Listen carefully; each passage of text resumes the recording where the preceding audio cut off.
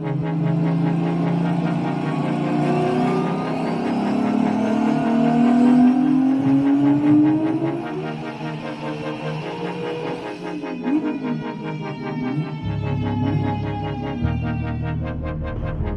to head back to the house. Had a little slight mishap. Was cruising down the beltway and the serpentine belt broke. So I swapped it out. Maybe 15-minute job, maybe less than that. Either way, it took longer to get all the parts. Olivia came and brought me back up here, swapped it out, and now we're on the way back home. Finally. This is usually the tough part, getting the bolts out for the front bearing hub assemblies. Now this came out pretty good and easy with no problem. But this side right here, passenger side, these things are in here. Driver side, all 4 screws popped out, no issue. So I sprayed it down with some penetrant oil, and we'll see. I'll give it another shot, see if they break loose. Well, I got them out. Just sat out in the rain for a while. You can see how rusty this hub assembly is, and the bolts pretty much almost like rusted in position. I sprayed it with some penetrant, but I didn't let it soak long at all because you can see the bolt is still dry, so that penetrant did not get down anywhere into the threads at all. So really, I would have had to let it soak for a while, a few hours, and I didn't feel like wasting time and waiting a few hours when I knew, or I could be creative and try a different technique to get this out. Used a long pipe, slid it into the strut assembly and a little leverage, and it came off with no problem at all. I have the front hub assemblies out, and they was in there.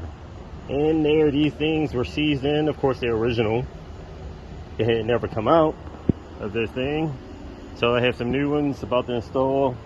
I'll do the same thing like I did the rear ones. I'll clean all of this up inside, both sides nice and good, and then what I usually do on the new hub assemblies, I put a light coat of anti-seize around, a pretty good coat, and bolt them back into position.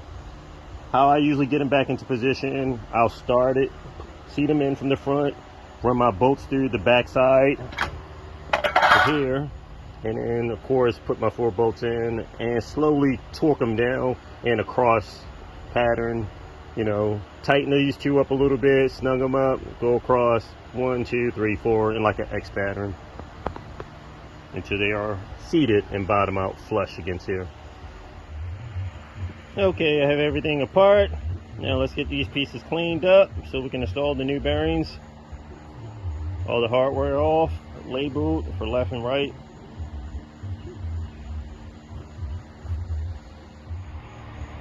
Okay, I have the front hub assemblies cleaned up. About to bolt the new hubs in position.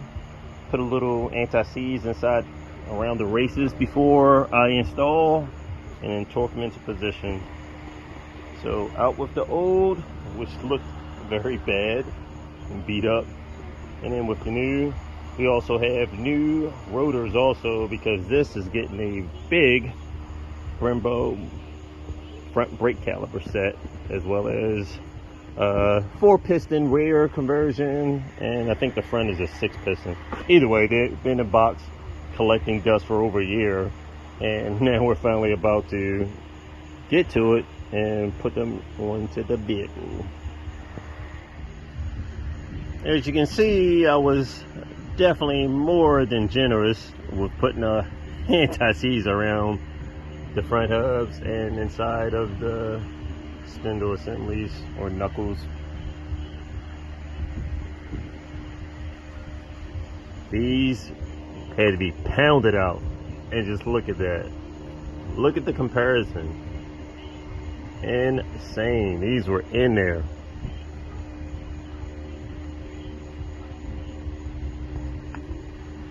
Especially this one. This one was just a whole nother story.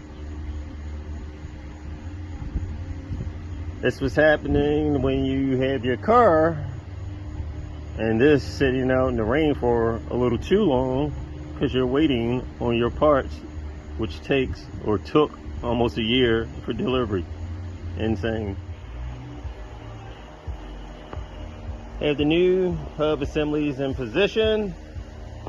So tomorrow I'll mount these on the vehicles, and if all works well, I'll be able to take my measurement for my custom front drive shafts for my brother's vehicle. So I'm saying but we bros. So this is mine and this is his. Double trouble. 3.6 is up in the joint. I lowered the TT down onto some blocks, and I had to support the back with some jack stands.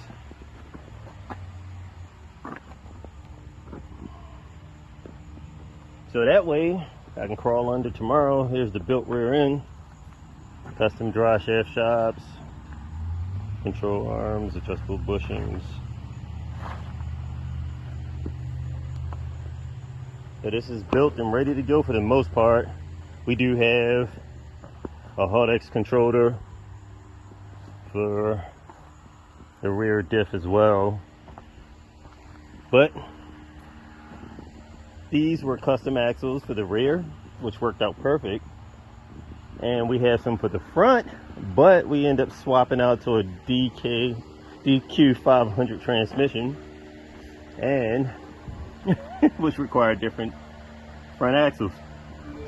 So I'll probably end up using those axles maybe on this Jetta for a future build. And I already have drive shafts for these, so I'll take measurements tomorrow for this bad boy.